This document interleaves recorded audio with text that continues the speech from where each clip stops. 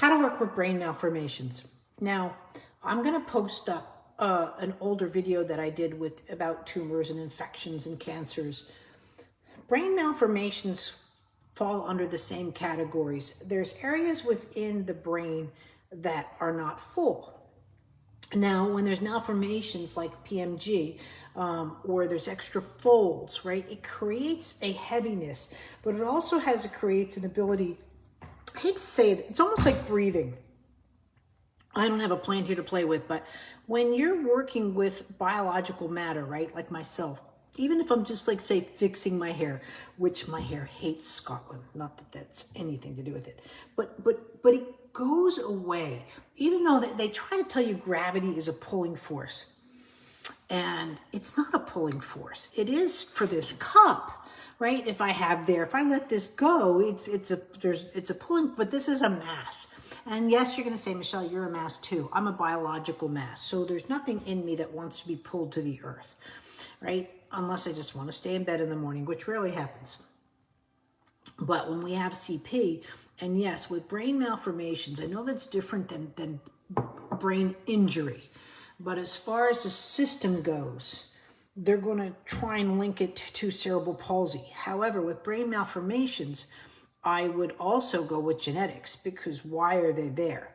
And two, they're working with your, okay guys, I'm not here to say do movement lesson, but as a movement expert, and that's what I'm here for. I'm here for developmental movement expert, but movement lesson is based on how we organize movement. So what I was saying about the brain, when I go to move, my brain moves. My brain is able to it's in spinal fluid, and it's able to process in all information in all areas, right? That's what my brain is doing. So is every cell in my body. When our children are succumbing to gravity, what we call the low tone, the high tone, whatever, when we're not able to just be like this, I get it, but we now are succumbing to gravity. And because there's extra folds within the brain, there's a heaviness that occurs, very similar to a tumor. I don't want to say your child has tumors, but your child has brain, well, you just said malformations. So I'm saying folds, there could be spots missing, right? Depending on the child's brain development. What I don't like is the word regression. Even when a child has had this hit, there should be a progression. This is also why I want you to see genetics. I think they're going to be looking at your child, because yes, you will be diagnosed with CP. We're here to work on movement. There's an aspect of the medical community that helps to work with your child's medical. There's an aspect of the movement community, and that's where we have to do with movement. But the processes that you're doing right now for movement, what? The battery. Oh, that's all should be here. Thank you. All good. Just take what you need. We'll grab the bag. That's why it's live. Scott and I are working together. All good. And then you'll need the cube or the white thing, whichever. Here. There you go. We each have one. There you go. Thank you. All good. And so I got to film the lessons, and the camera was going. So when you're working with your child on that, there shouldn't be regression. Period. The end. And if your child's not being looked at, let's say for genetics, or that MRI hasn't been done recently, kids don't have regression. My son had tremendous regression. My son had a massive infection where these idiots didn't find it. And I say it, sorry guys, for 3 years to have an infection in your brain and nobody finds it. It's not me. So my son's regression was through the roof. No child regresses, okay? An aging adult will regress, right? So if you're seeing regression, I'm sorry. If you have to do an ER admit, do an ER admit. And that's it, because that's just off the table. There's progression and there's regression. So again, And you might see little, but you should be seeing some kind of progressive traits. Where I'm saying your son can't see, your son can't see. Functionally or whatever, I want to see the vision report. I don't think he's been examined properly. He doesn't have binocular vision.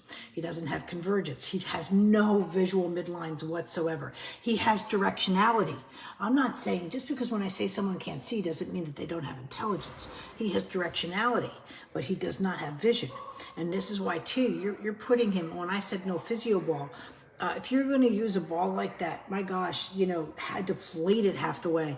He can't handle the bounce. You already have cranial malformations with his head shape. You've got vision issues. He's just like hanging on, and he can't handle the bounce of the ball. That's not standing. Standing is when the pelvis can move independently, where I can go from sitting into standing, right? Even if it's a little sit into standing. That's in my standing course. But when these physios just grab, you're not there to test him where he can go 15 seconds longer. That is not a test. The test is, can your child transition in and out of movements? That's not happening, and that's not what they're working on. So if you just want a child that's just going to sit, no child puts their hands down like this to support themselves. They just don't. It's not a functional movement.